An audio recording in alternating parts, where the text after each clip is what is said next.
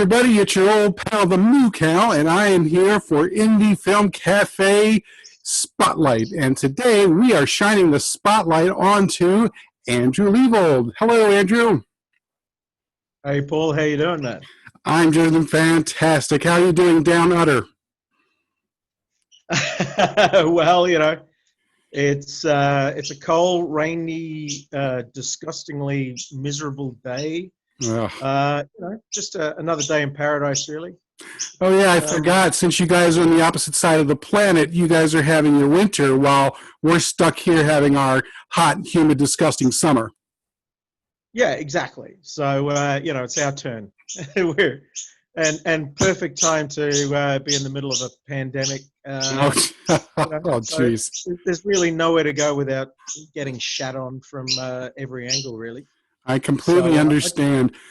But yeah, I was just going to say, you know what? One of the bright spots in the COVID problem that's been coming around is the fact that myself and a lot of other people have discovered Zoom, and you're able to have interviews like this all the way across the planet, in ways that people didn't really think about before. So this has actually kind of been a little mini blessing in disguise. Well, there's lots of inadvertent sort of positives to this plague, this global plague. I mean, apart from the fact that I can't really go anywhere. Working on 2 movies at the moment. One of them is in Melbourne, and Melbourne's shut down. I'm making another documentary in the Philippines, and I can't leave Australia. So, apart from that, it's all strawberries and cream, really. Right, right. Well, I definitely want to talk about some of the things that you're working on now, but let's back it up a little bit.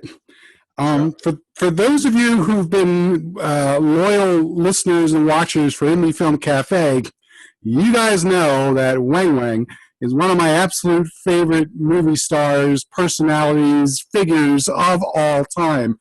And you too. Oh yeah, and he was in I think it was our 3rd ever episode we covered For Your Height Only on Indie Film Cafe, because for years I have been introducing the Weng Weng films, especially For Your Height Only, to pretty much everybody that walks by, because I just think Weng Weng needs to be shown and needs to be seen by everybody. I just think he's wonderful. So, of course, I mean, it's kind of like evangelical work. Right, I mean, right.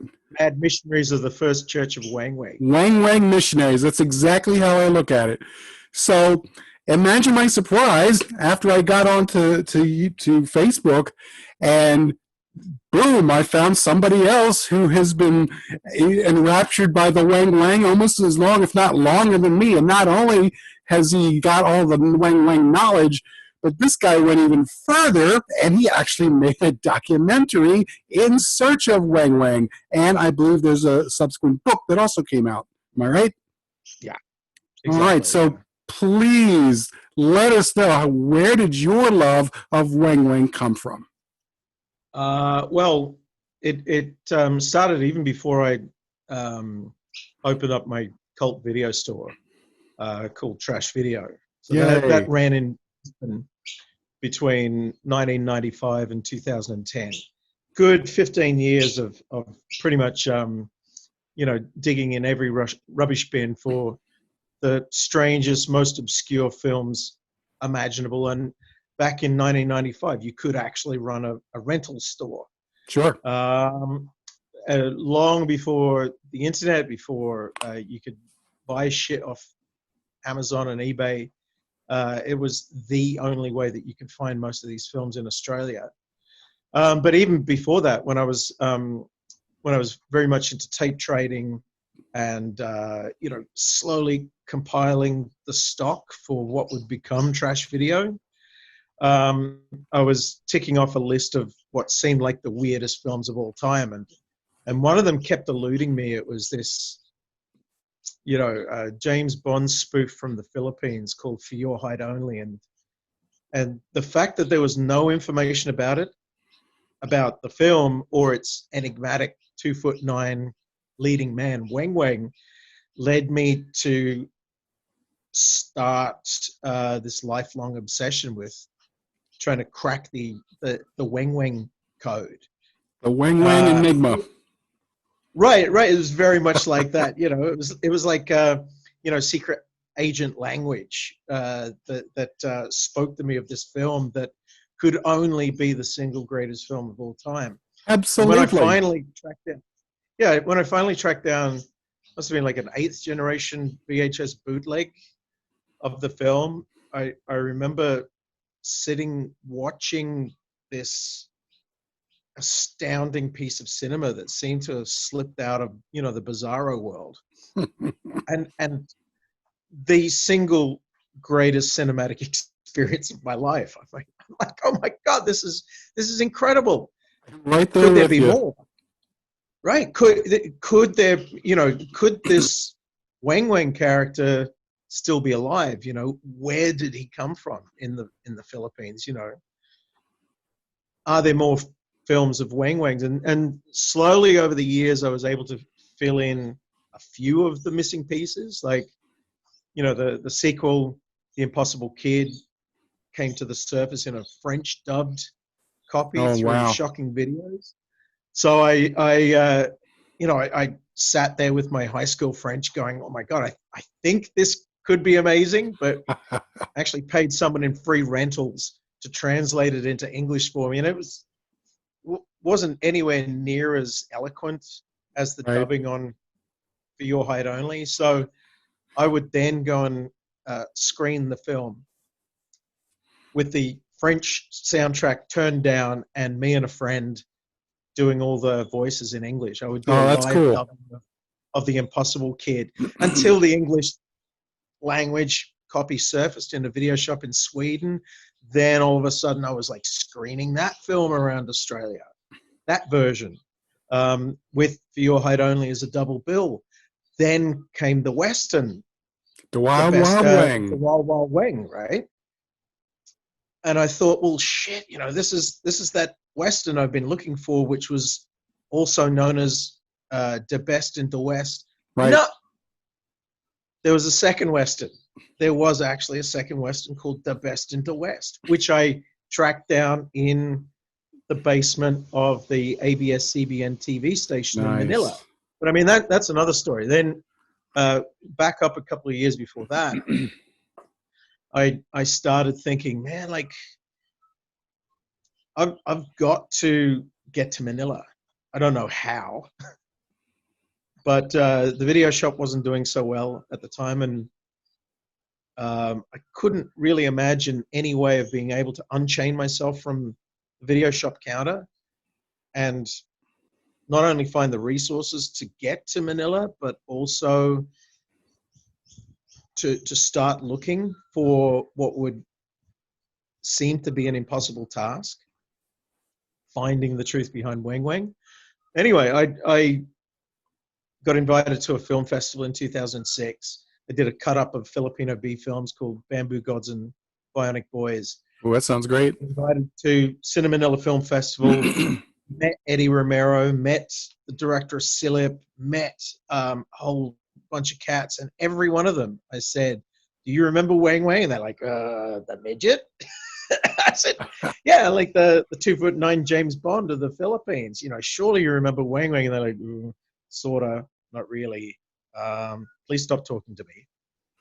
So I thought, holy shit. So but I had a video camera with me, and I thought, even if I document this quixotic journey into the heart of darkness, the dark story that is Weng Weng's, and find out that I can't get anywhere with the story. Even going to Manila, I end up running into so many, brick walls. Maybe that would be a documentary in itself. But in a car park, all of a sudden I'm talking to the editor of, they call her Cleopatra Wong. And I just happened to mention Weng Weng. He said, oh, I edited that as well. I'm like, holy Nice. shit. Dude that I just literally ran into in a car park by accident is telling me that he was the editor of Weng Weng's films. He goes, yeah, all 10 of them. I'm like, there are 10? He said, Fate oh, yeah, smiled at on you, least my 10. friend. So, I'm sure Weng Weng was sitting on my shoulder, a little invisible avatar going, hey, talk to the guy in the baseball cap. He might be able to point you in the direction of something amazing. And Oh, that's awesome. that started, after that, I ran into a couple of stunt guys. One of them was a bit player in The Best and the West.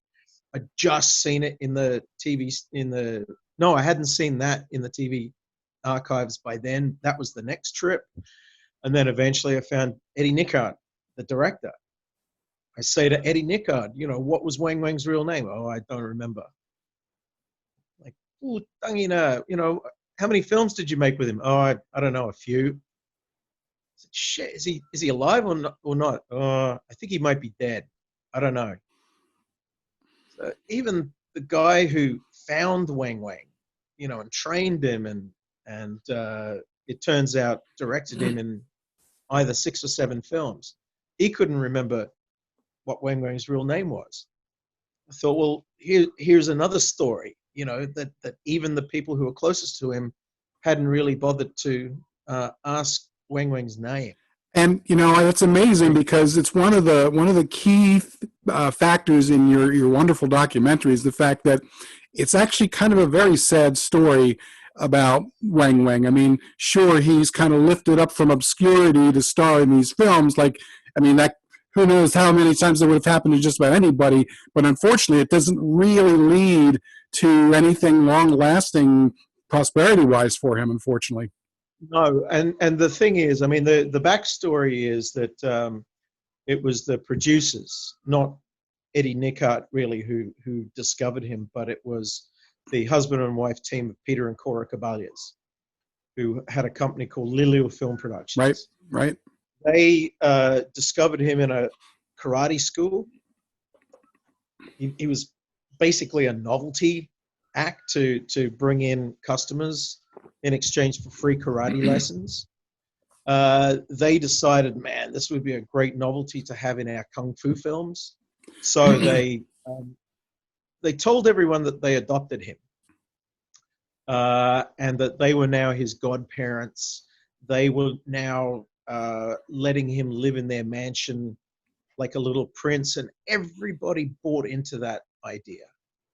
So when you talk to people like Boy Vinyar, the editor, he says, no, he was treated like a prince. He was like a little superstar. Yeah, he lived like a king. Well, no, he wasn't, because he was sent back to the slum that he grew up in. Right. Almost immediately after the Caballes had stopped making films. But the idea that they were these patrons, these benevolent slumlords who are able to pluck a little slum rat out of the gutter and take him all the way to a mansion in Cainta was a myth of their own making. Right. It stuck. But the truth basically had died with Weng Weng. And the only one who could really tell that story was his brother. And luckily, I found his brother. Mm. His brother says, all right, you want to know his real name? Here's his birth certificate. You want to know when he died? Here's his death certificate. Now, let me tell you what happened with the Caballes.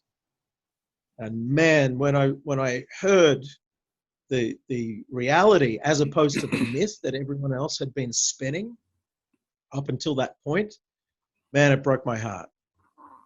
And I realized, shit, I've got a film now, a film about, myth versus reality, about Right. the disparity between the rich and the poor, the way that the poor are treated in the Philippines as a stepping stone for the rich to become even richer. This is how the system works, and the film industry is part of the system. The Philippines is no different to anywhere else, really. Only it's more of a cartoonish, sort of exaggerated version of how the system works in other countries. It can be a a like a cartoon Banana Republic with all of these ludicrously rich figures exploiting the poor to the hilt and then laughing about it, you know, and say, Right. well, what are you going to do? You know, so that really is the core of the story of Weng Weng and Peter Right. and Right. Corica. And it's The really story of amazing betrayal because, and, you and know, lie, deceit, you know. had you just kind of focused on Wang Ming and his career and seeing him through the lens of just being this sort of, you know, pop culture movie star in the Philippines, it would have made for an interesting film, and someone like myself would have liked it. But the fact Right. that there was all this other stuff going on, all the backstory, all the tragedy that's going on, and how, like you were saying, it's really emblematic for, you know, what's going on in the Philippine society, Right. elevates the story into something much bigger, much broader, much deeper, and, you know, just a much better film. Yeah. Well, I mean, I've screened it now in the Philippines a lot of times, and without fail, the story connects on a very deep and profound level with its Filipino audience because it is a reminder, oh shit, we're all a part of this. Mm-hmm. You know, we're complicit in what happened to Weng Weng. Right. So it's a reminder of the consequences of what happens when we forget about the little people. And it's And not when like times have the changed that much from Imelda Marcos and the Marcos, and considering with Duarte is in power now. That hasn't really changed, has it? oh no, if anything, right now the Philippines is devolving into more of um,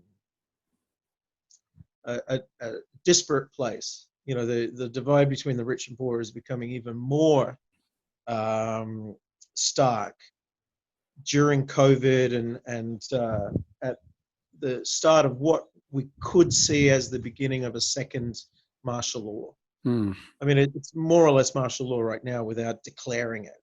And But it's you a can see real suppression shame. of human rights. You can see, you know, the army and police on the streets. People are scared. They think that they're potentially about to be shot. You know, just for speaking out Yeah, and and telling. it's such a shame because not only were a lot of, you know, American and other film companies going over in the Philippines to make movies on the cheap throughout the 70s and 80s, the Philippines themselves had a nice thriving film community, as you well know. And, Yeah. you know, it just, I don't know if anything like that's going on over there right now. Well, there is, but on a much scaled back level than there was in the 70s and 80s. I mean, when you look at the figures, when you look at the statistics, 1971, I think, was the peak year. 71 had something like 340 feature films Wow. made in the Philippines, and that's just for the Tagalog market. Wow, that's great. In addition to that, there would have been maybe another 30 feature films that were being shot for the international market, either as co-productions or foreign productions coming into the Philippines.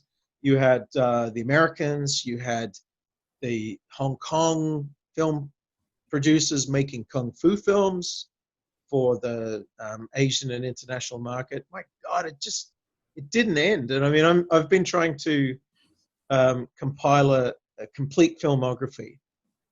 Just doesn't end, you know.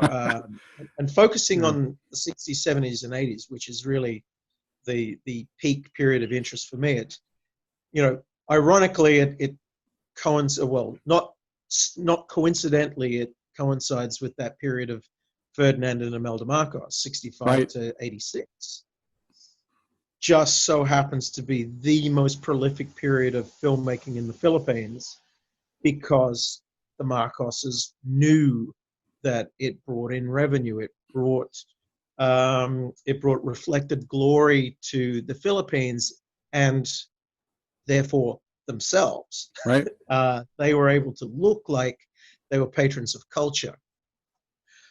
even if it was a very self-serving gesture, they could still bolster their image abroad by portraying themselves as these kind of almost like saviors of the film industry. And so, filmmakers will still to this day say in disappointed tones, my God, it really was much better under the Marcoses for them. Not socially, politically, Right. economically, but culturally, it was better during the Marcoses because there was the infrastructure, that there was actual tax breaks, and there were cultural centers, and there were film centers being built with taxpayers' money, of course, that were, constantly being pocketed. Everybody was getting their 10%. But while they were taking their 10%, they were still giving back. And there still exists the Cultural Center of the Philippines. There still exists the Manila Film Center, and things like that aren't being built right now. There is no National Film Archives of the Philippines because they're still arguing over which refrigerated building they're going to store everything in. Right. Culture continues to be politicized. Even this month, the ersatz film archives that resided in the basement of ABS-CBN, the TV station, is now being closed down because the government refused to extend ABS-CBN's. Sorry, are you still seeing me? Oh yeah. Okay. Sorry, I think I'm just getting Facebook in the way there, because the government refused to extend the license because ABS-CBN were being one of the most vocal opponents of the Duterte regime. Now, they've all been of a sudden, targeting journalists and such. Right, journalists and broadcasters, and the media conglomerates, which are hostile to the government. And so now the only institution that could be seen as being a national film archive is getting, shut down. What the hell's going to happen to all the film prints? Right. When they don't have that refrigerated film vault anymore. And that's kind of what I was going to ask you, is that, I mean, I remember when I first saw For Your Height Only back in the early 90s, and just blew me away. And the early days of internet, and I was looking on Internet Movie Database, because if anyone was going to have information about this, it was going to be that. And I managed to track down the second one, the what was it, the Impossible Kid, right? Yeah. I managed to get that. I managed to get a copy of the Wild Wild Weng, which was fabulous. Right. But then, brick wall. I could not get anything else anywhere else. And after that, those three films are in circulation. I mean, the Wild Wild Weng took a while because there was no easily accessible print, either public domain or otherwise, for the longest time. That only started coming to the surface in 2007.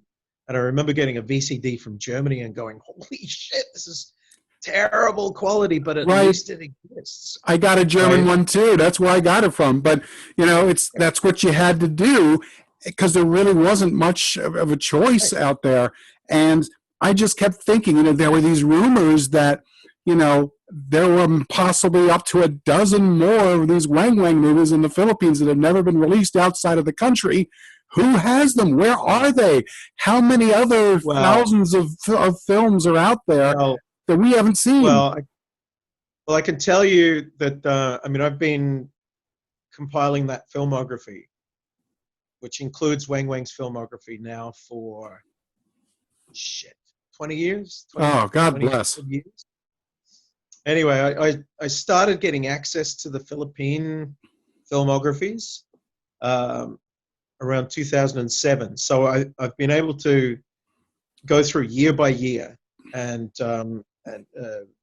both Tagalog and international productions. And I've managed to find 15 Weng Weng films. Wow. I found evidence of 15 Weng Weng films. Now, that includes the 3 English language films: For Your Height Only, Impossible Kid, and The Wild Wild Weng. There, in addition to that, I have seen 3 films that he did with Dolphy. So that's The Best in the West, the Right. second Western, right? There was another spy spoof he did called The Quick Brown Fox, where Weng Weng's playing the 2'9" sidekick to Dolphy, super spy, right? Right. And then there's a gay disco musical called Starry Rye. Never heard of this one. Holy shit, man. It's nuts, right? It then turns into a kung fu film and a super spy film. As it About should. 2/3 through. And you're like, hang on, I thought this was a gay disco musical. All of a sudden, you've got Weng Weng like alongside Dolphy in a dress doing kung fu and playing the I head must of get my operation. hands on this. Up in deep voice going, carry on, man. And you're like, what just happened here? That's so awesome.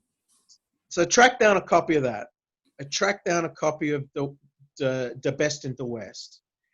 And I edited the best bits of those 2 films together with another Weng Weng film that I found. And I called it The Lost Films of Weng Weng, and I toured that around North America and Europe when I brought the book out in 2017. So that one's staying in the vaults right now because that one I want to tour again. I think the time might be right. As soon as you put it out on the internet, no one gives a shit about coming to your shows anymore. You can see that for free to download and then delete. Pfft, who gives a shit, right? Anyway, so this stuff I'm keeping, but the 3rd film in the Lost Films of Weng Weng that I edited together and subtitled into English was a film called Legs Katawan Babae. Wow. Directed by Tony Ferrer, who was the Philippine James Bond before Weng Weng. Right. He was Tony Falcon, Agent X44. He Right. plays Weng Weng's boss in For Your Height Only. Anyway, he'd made a career out of playing the Filipino James Bond since 1965. And he's made more James Bond knockoffs than the James Bond series. There's more than 30 Tony Falcon films. Anyway, one of the final ones was this bizarre film called Legs Katawan Babae. It's a Tony Falcon film, and it was directed by Tony Ferrer, starring Tony Ferrer as Agent Falcon. But in the film, he deputizes as his co-agents the Filipino village people. Hagibits, right? These 5 very macho dudes, right? They didn't get the memo that the village people were a gay joke. They think that riding around on motorbikes in denim and leather is about heterosexual thing you could possibly do, right? That really pulls the chicks in the Philippines in 1981. So there's that going on, right? There's a spy film with disco numbers. So Hagibis stop every now and then to pull out a few disco numbers. And Legs Katawan Babae is named after their 3 biggest hits. Legs, Legs, Legs, Katawan, Katawan, Katawan, which is Tagalog for body, and Babae, which is Tagalog for girl or chickie babe. Right, so it stops. Can't stop the music style for these line dancing disco numbers. Awesome. Somehow they get involved with a drug organization, and they have to bring the drug organization headed by Professor Von Kohler out of Your Height Only, right? He's the American mastermind of this drug organization.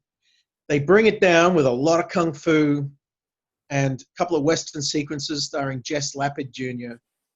So it's a spy disco kung fu Western musical.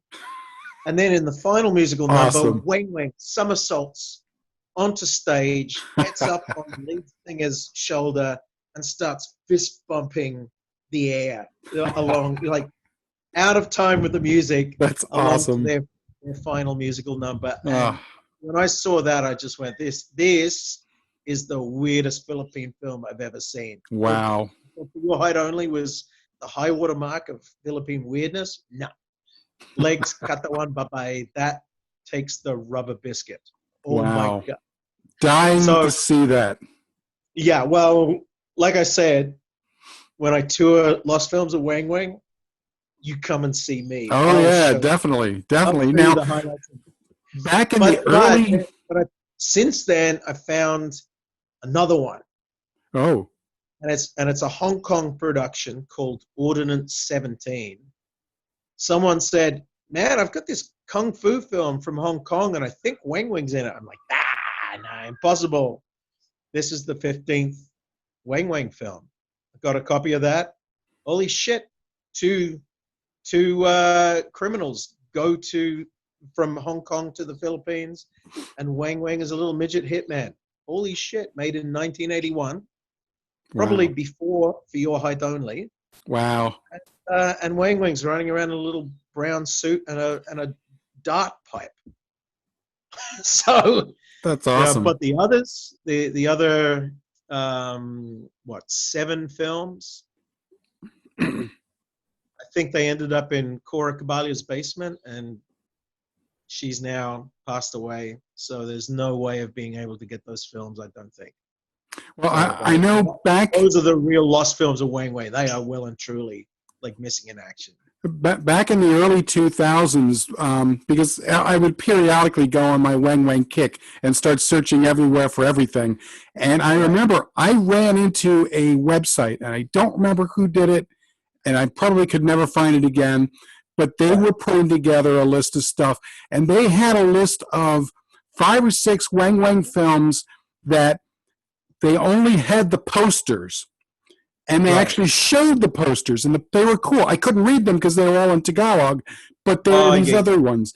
But I don't know if they ever actually found the movies to them, but they at least had the posters, so I knew there were Right. other films out there. Yeah, I know the website you're talking about, and it's still going.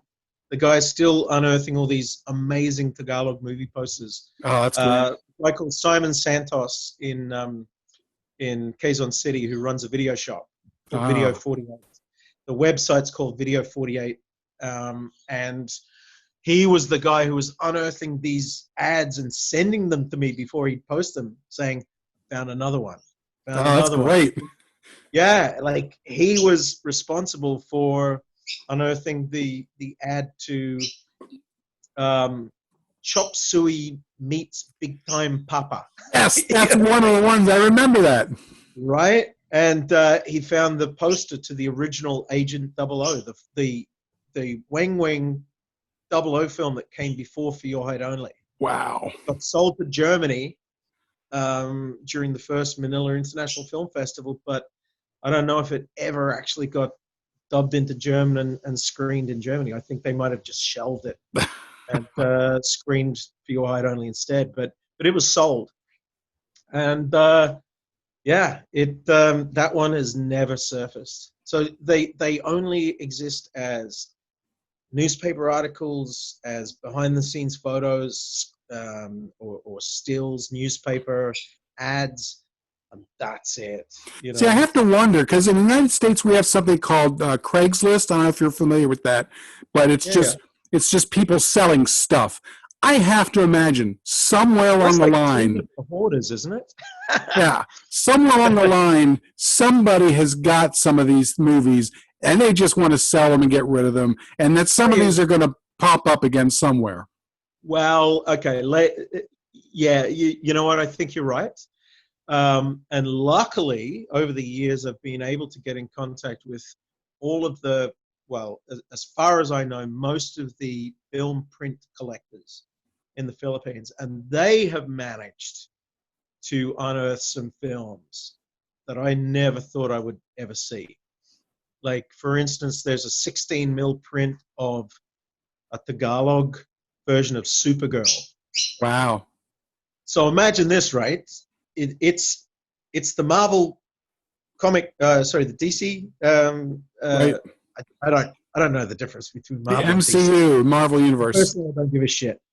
But I do give a shit about the Tagalog version because Right. It's a lot more fun. this Barrio Lass has an S on her costume, and she goes up against a 50-foot.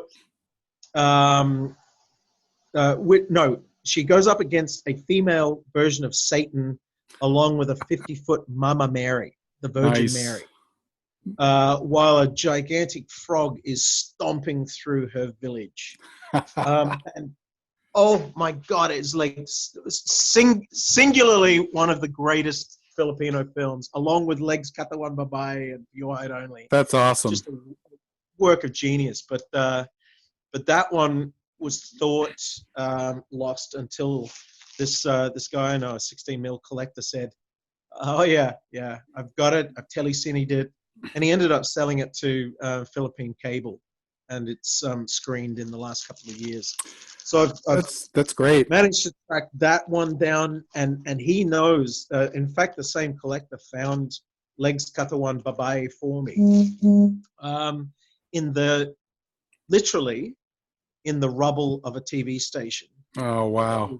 That was being demolished. And he said he came across a cardboard box full of pneumatic tapes. And in the rubble, in a cardboard box, was Legs Katawan Babae, along with a few other films that probably don't exist in any other format. That was it. And it would have stayed under the rubble if this guy hadn't have gone in there with a shovel and started Unbelievable. Because So, yeah, and otherwise you gotta rely on things like maybe something weird will find it and put it out. Maybe Mondo Macabro will find it and put it out, but they don't. They only do a little here and there. Well, I remember when I first found The Best and the West. I said to Pete, because I was doing some work for Mondo Macabro on their DVD release of Silly. And I said, hey, I found The Best in the West, and I may have access to some of the other Dolphy films. How about, we do a box set? And he said, man, I can barely sell for Your Height Only. Oh, are you kidding? He said, I'd like to say we've made our money back on that, but probably haven't. He said, so the idea of doing an even more obscure Weng Weng film ain't going to happen. Oh, that's a shame. But I tell you what, though. Indie Film Cafe is part of Sick Flick Productions, and we have been talking about doing distribution, and I would love to do distribution of obscure films just like that. That would be absolutely fabulous. Great. But then, you got to pay for the rights, so that's probably a couple of grand. You got to pay for the mastering, another couple of grand. By the time you prepare everything for release and you've pressed 1,000 discs, you've shelled out about 15 grand that you're never going to see back. So, unless there's a sugar daddy out there who wants to sink 15 thou into something they're never going to see a return on, this shit just doesn't happen. I mean, that's why I spread the gospel of Weng Weng everywhere I go. Yeah. I mean, I'm sure that people have been bankrolling me for a couple of decades now and have never seen a return, only because they love to see this obscure shit come to the surface. But man, there's no money in it. And as soon as you put it on the net and people start downloading crap for free, they don't actually see any value in what you do. I mean, they're just about to drop $100 million on a freaking Vanilla Ice movie that nobody gives a shit about. Come on. Right. How many Weng Weng movies could we get for that? Right.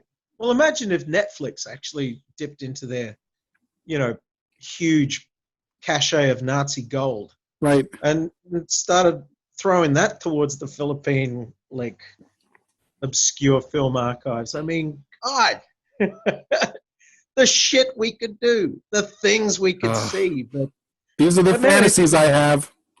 Yeah, totally. I mean, I think I'm just going to have money willed to me that I clearly don't need to live on. And one day you're going to see some amazing shit on Blu-ray that you never thought would see the light of day. Has Fear High Only ever come out in Blu-ray? I don't believe so. I haven't seen a Blu-ray release yet. Who owns the rights to it?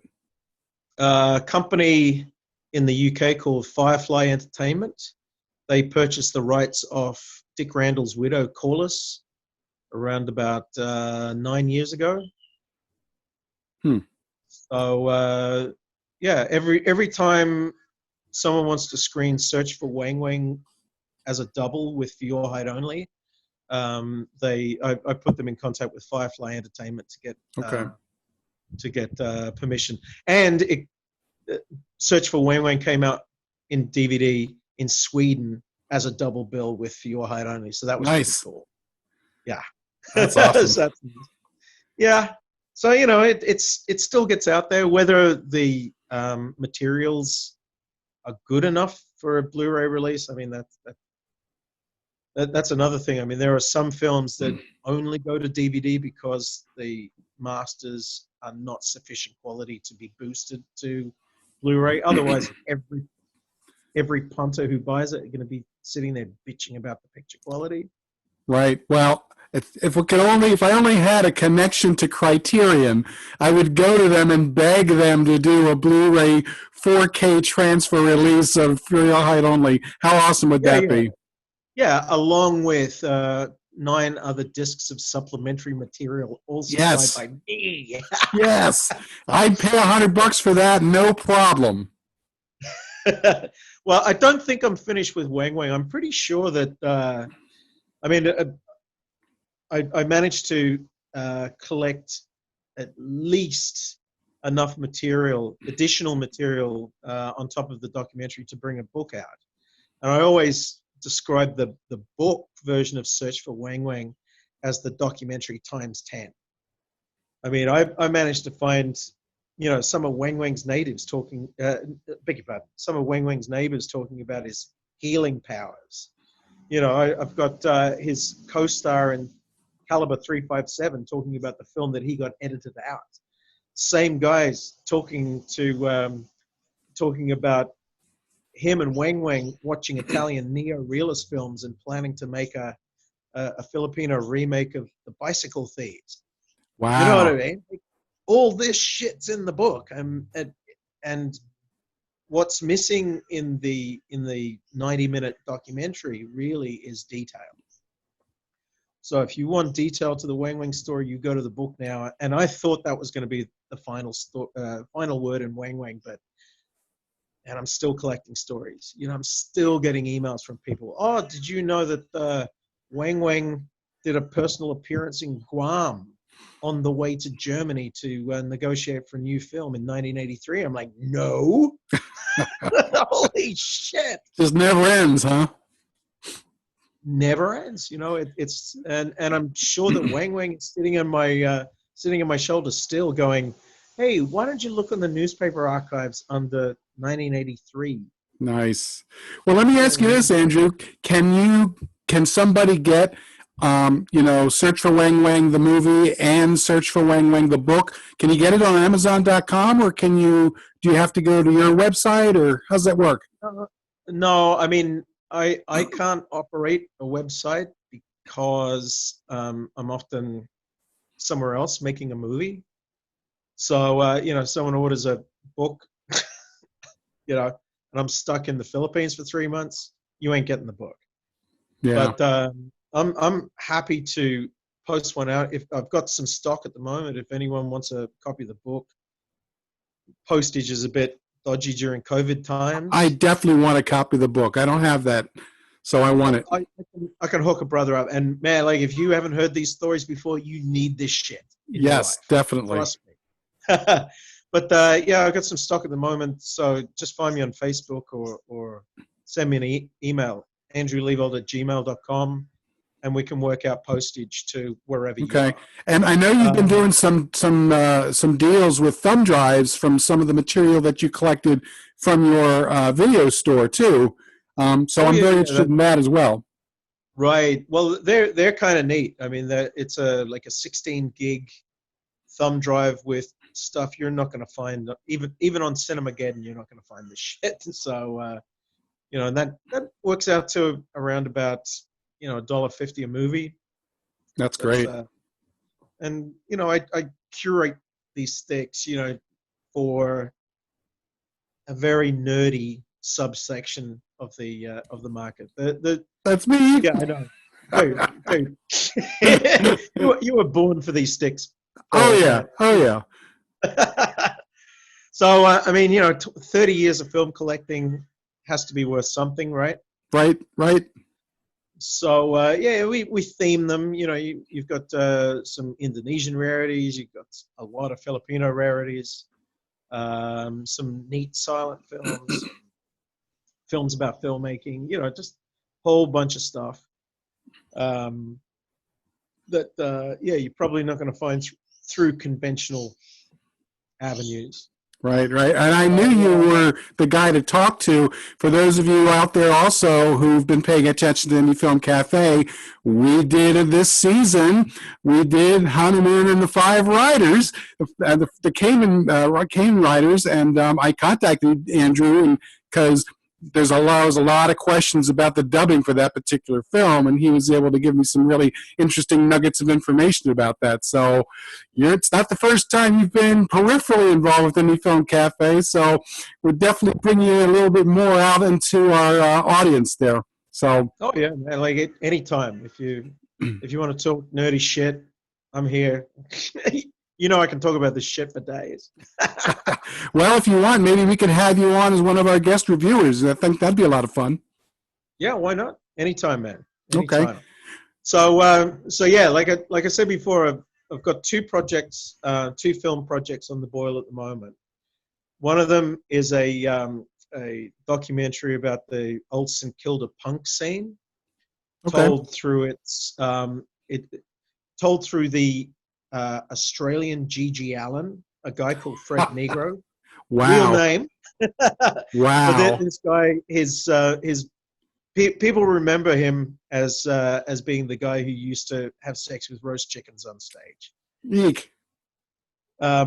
Yeah, as a vegetarian, and being his drummer for several shows where the foil bag full of roast chicken came out, I can attest that it's not a pretty sight. But an amazing story of a guy who's also a cartoonist who put his life of himself and all his bandmates and the town of St Kilda in a comic strip weekly for 30 years in the local street press.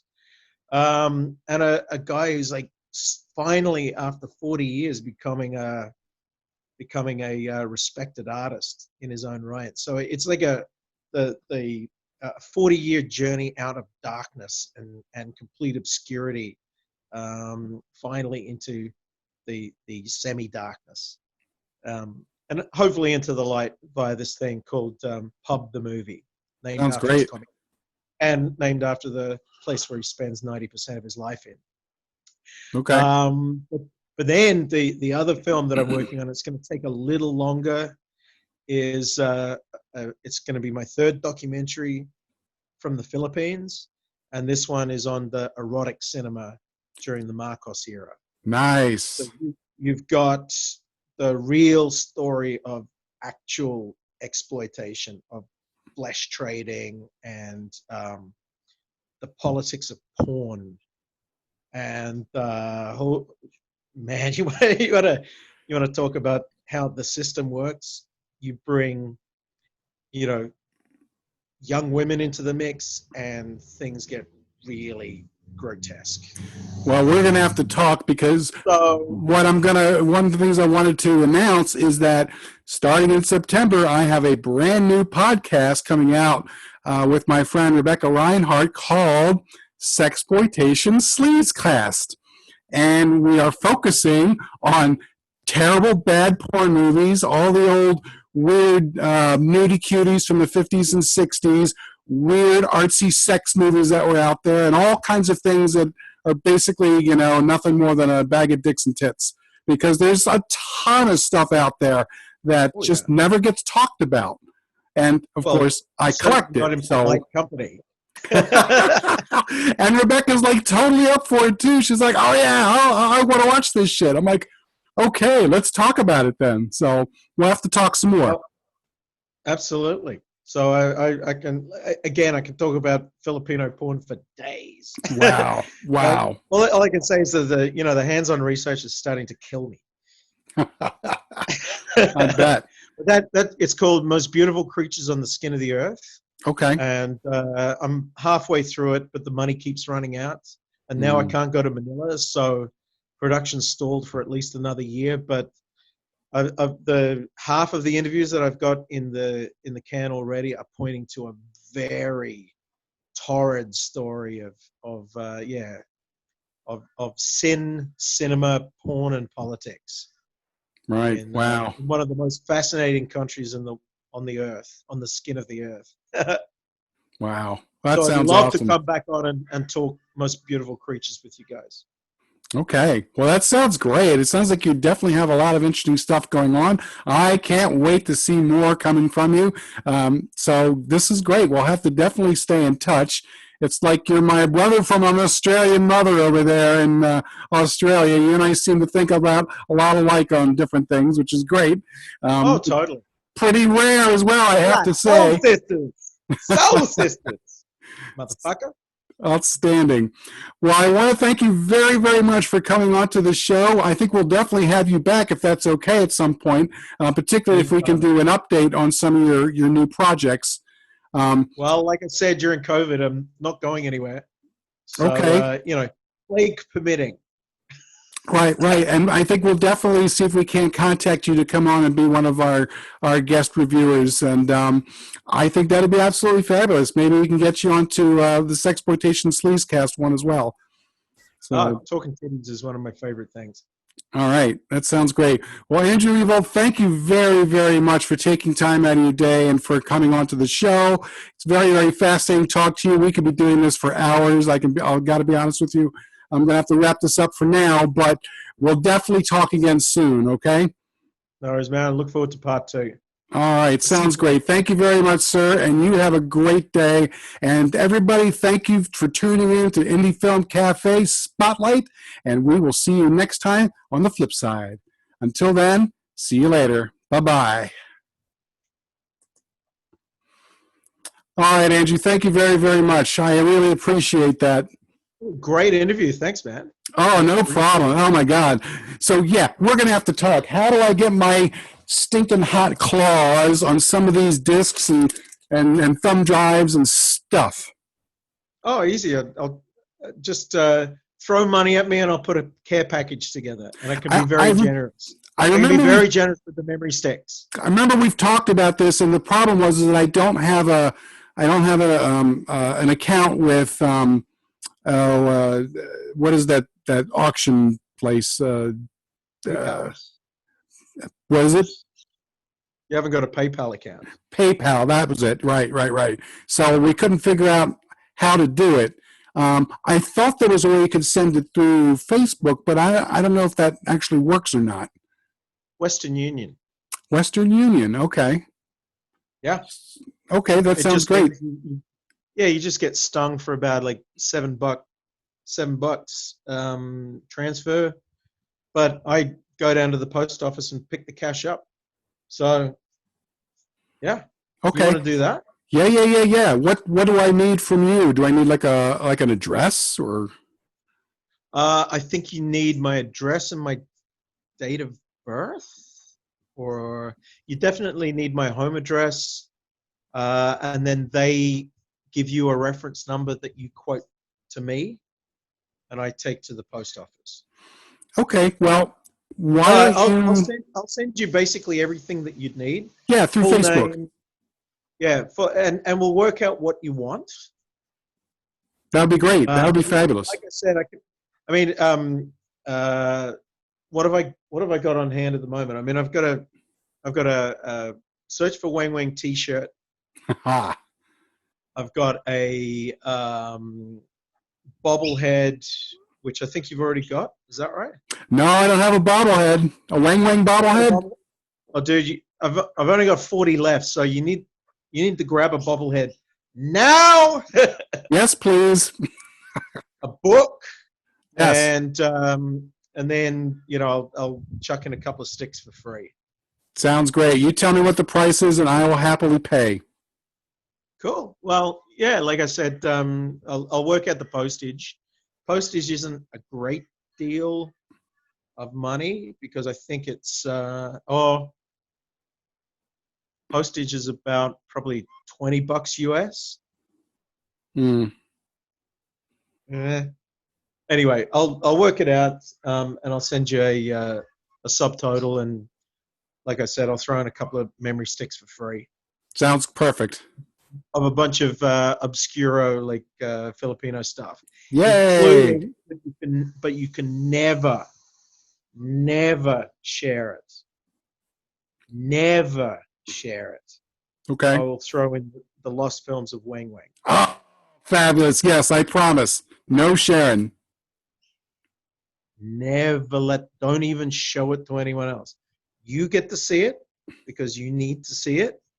Don't ever, right? And if it Understood. goes out into the net, I know because you're the only person I'm ever going to give a copy of this to. I appreciate Okay? that. Don't you worry. No sharing. All right. Okay. I trust you. All right. Brothers Perfect. in Weng? Absolutely. Brothers in Weng. Brothers in Weng. All right. But like I said, you need to see this shit. It's Wow. Yeah, so you get subtitled 30 minutes of De Best and the West, 30 minutes of Starry Rai, the gay disco musical, Nice. Nice. and 30 minutes of Legs Katawan Babae. Sounds great. Tangina. Sounds Yeah. great. Well, at So, some point, like I said, I would love to, figure out a way to, maybe not do a big release of a whole bunch of different stuff, but if we could, if I could find out a way to find at least one Weng Weng film, one lost Weng Weng film, and get that released, that would be like a great mission in life for me. I mean, how fabulous would that be? Totally. Well, it's not in the realms of the impossible. I mean, I know who to deal with. There's, the 3 Dolphy films. They're RVQ Productions, so they are the family of Dolphy, who I'm Facebook friends with. Legs Katawan Babae, that film is, I mean, it would be hard to find a releasable copy of it, but it's not impossible to release that copy, the one that I've got. And that's Tony Ferrer. It's his production company.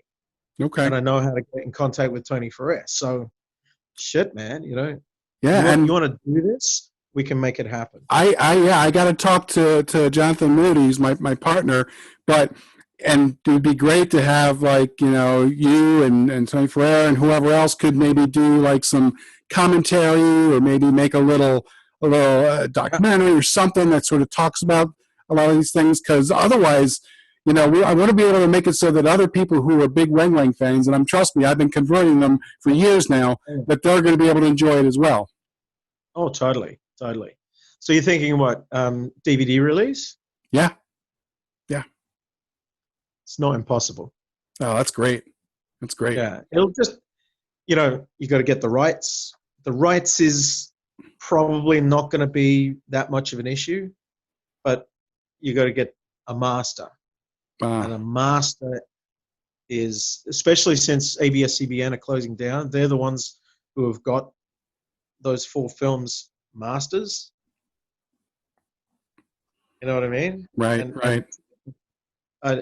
Sorry, they've got the 3 Dolphy films, and one of them is in terrible shape. Like I saw the damn thing disappear in front of my eyes in a cloud of static while I was watching it, and they're like, "Oh, that's our only copy. We have to try and get this restored somehow, but it's not our priority." I'm like, shit. Well, the Western is great. The Western is really fun.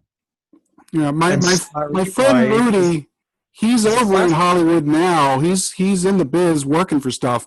You never know. Maybe he could bump elbows with somebody who could give him a favor. Maybe he could do some restoration or some or just a place to actually store some of these movies, and maybe something can get worked out. You never know. Yeah. Well, I mean, the films themselves are on pneumatic tape.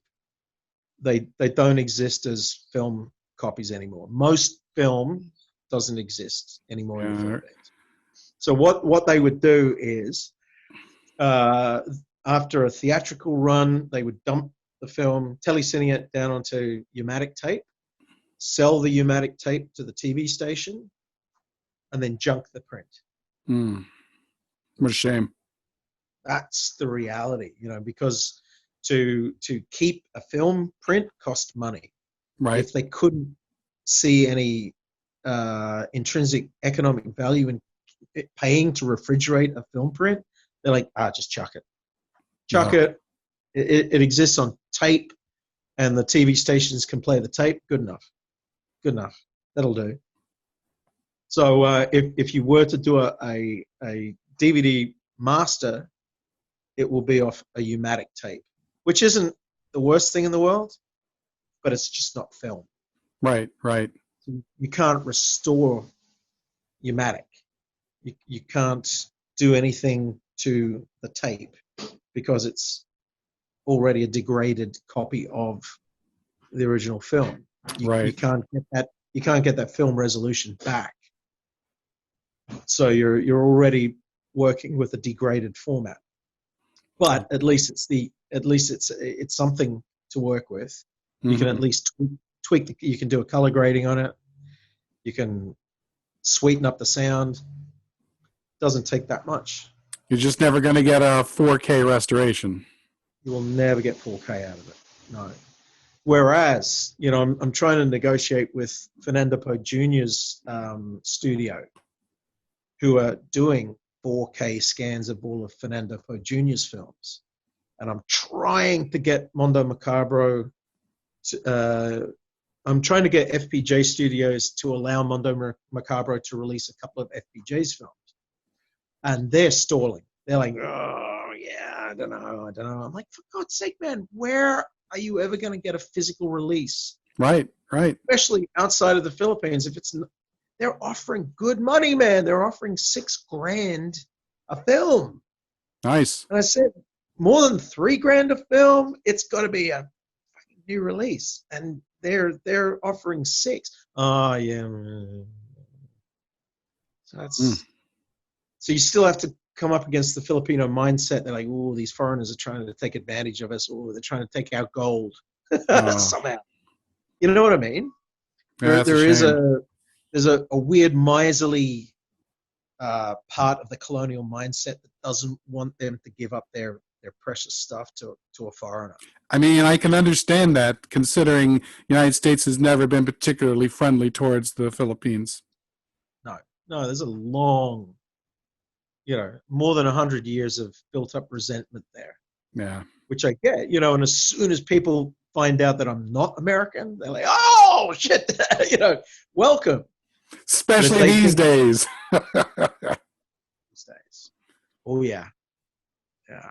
So, yeah, it's a hard one, but it's not impossible. It makes it doubly more difficult not being able to physically go to the Philippines. Sure.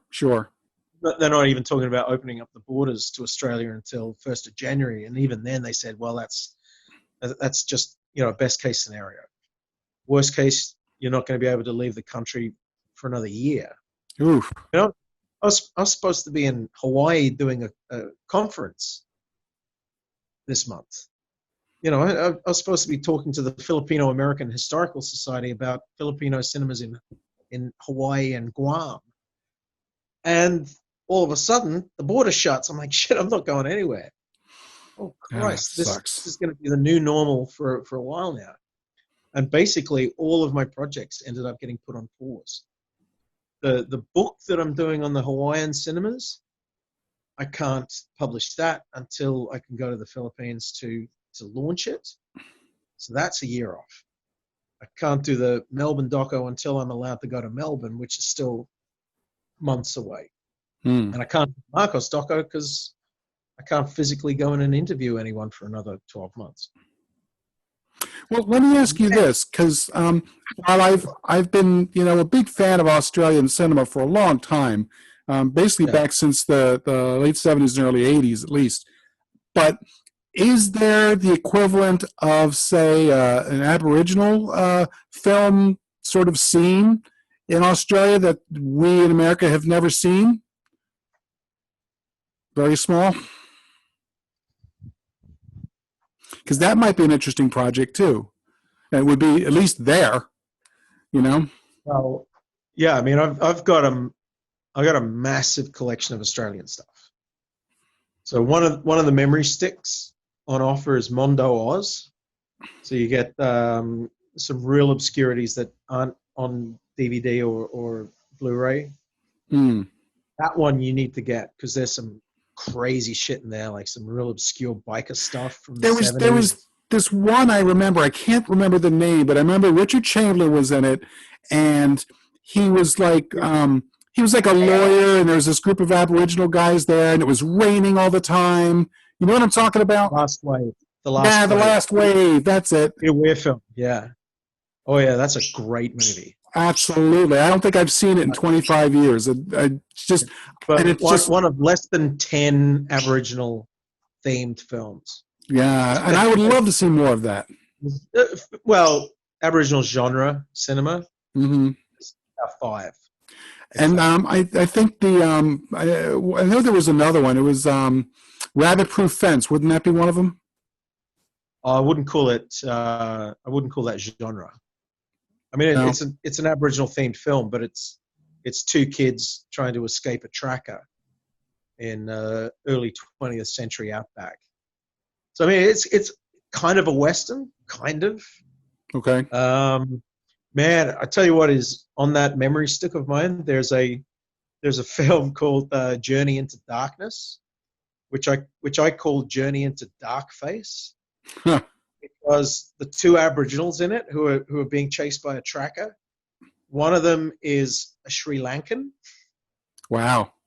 singer called Kamal, and the other one is a white actor in blackface, Oh Ed Beverly, no. from the Skippy TV series. So when people watch that, they're just like, "Oh, fuck is this?" Yeah, you're not gonna get anything with blackface going over too well these days. No, unless you have a healthy sense of irony. Very healthy. Which is not being just encouraged these days. No, no. You can just get away with being a midget wrangler. Just. At least you can kind of sort of say the word maybe in the right company. Or drop. You mean the M bomb? Yep, the M bomb. Yeah. I know. That's why he's now the 2'9" James Bond of the Philippines and no longer the M And bomb. let's face it. There's a whole sub rabbit hole to fall in where you've got the porn on the one side and the midgets on the other, and it all comes together wonderfully in midget porn. Sure does. It sure does. That's another collection of mine, which I can't put on a movie. Oh my God! You know about the little Brazilian dude, right? Oh my God! I wish we were not on the other side of the planet. Do you know about Chumbino? No. Also known as Fuck the Wonder Midget. That is outstanding. Wow. There are seven Nice. Chumbino films that I've been able to find. Wow. That's amazing. So you can have a Chumbino film for every day of the week, and that's something I'm trying to write at the moment. As you should. Well, what I want to do is actually take it to people's places and show it to them. And half of the fun I've discovered is watching people's reactions to watching Chumbino films. Oh my God.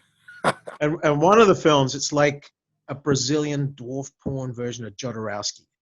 Wow. Fuck a Brasilia, and it is surrealist Brazilian dwarf porn. Nice. So, that is something that you could potentially cover in your new podcast. Oh yeah, definitely. That would be right up my alley. I mean, for at least Sexploitation Sleazecast, I know we're going to do Let My Puppets Come because Oh yeah, it's yeah. midgets You should and also. puppets. Yeah, right. I know Gerard Damiano. Yep. Totally. And there's a hardcore porn kung fu film called Kung Fu Cockfighter. Oh my God, that sounds great. How about that? That would Oh, be dude. fabulous. I should just make up a. I should make up a special stick. Yes, please. I'll call it. Yes, please. I'll call it Paul's Sticky. Sticky stick. Nice. And yeah, I'll put some of the weirder X-rated stuff that I've got. Fabulous, my friend. All Yeah. right, well, that sounds great. Let's stay in touch. And like I said, send me that information over Facebook, and then I'll do what I have to do on my side.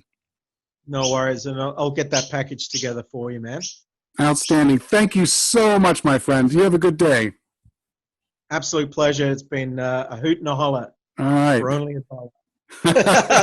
Thanks, Take it Andrew. easy, man. See you next time. Yeah. Bye. Cheers.